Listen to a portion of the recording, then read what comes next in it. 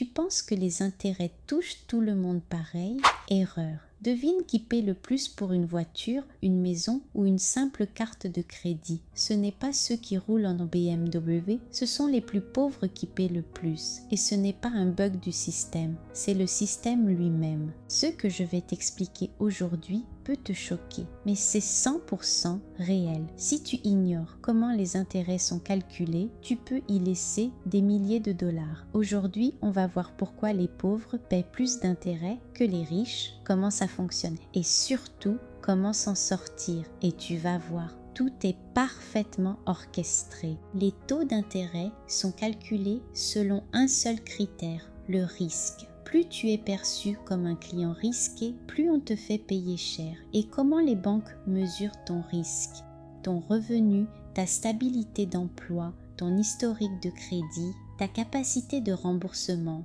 Si tu gagnes peu, si tu as déjà eu des retards, tu es étiqueté risque élevé et là, ton taux explose. Prenons 3 exemples réels. 1. Crédit auto. Paul a un bon crédit, 5%. Sarah a un crédit faible, 13%. Même voiture, même prix, mais 2 à 3 fois plus d'intérêt pour Sarah. Deuxième, carte de crédit. Les riches paient comptant. Les pauvres s'en servent pour survivre et paient entre 19% et 30% d'intérêt sur les soldes. Troisième, hypothèque. Même maison, même quartier, mais mauvais crédit par taux plus élevé. Sur 25 ans, ça peut coûter 50 000 $ ou 100 000 $ de plus. Tu crois que les banques veulent des millionnaires? Pas forcément. Elles aiment les clients qui gardent un solde, paient un peu en retard, utilisent souvent leur carte. Ces clients rapportent plus, ainsi le pauvre devient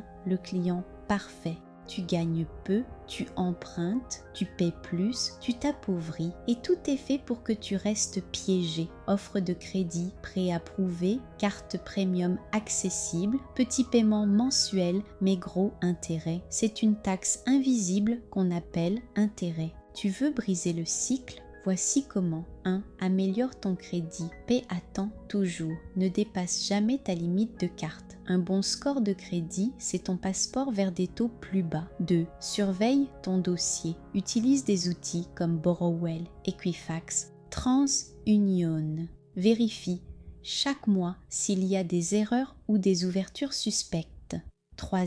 Rembourse les dettes les plus chères en premier. Cible les cartes de crédit et prêts à taux élevés.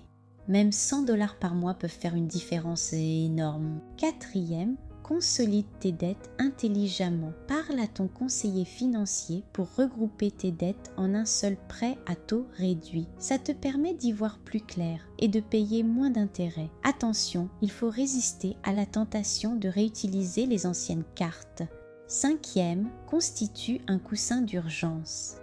Mets de côté 1 000 $, même petit à petit, pour ne plus dépendre du crédit en cas d'imprévu. Ce petit coussin change tout. 6. Automatise ton épargne. Utilise ton CELI au Canada, des comptes à intérêt ou des applications comme Hardbacon ou KOO.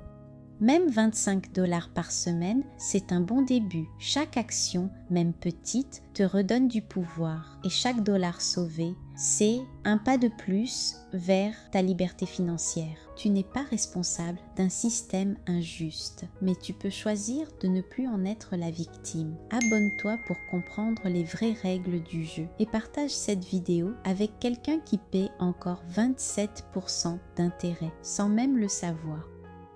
Attention, les informations présentées dans cette vidéo sont à titre éducatif seulement. Elles ne constituent pas des conseils personnalisés. Avant toute décision, consulte un professionnel qualifié.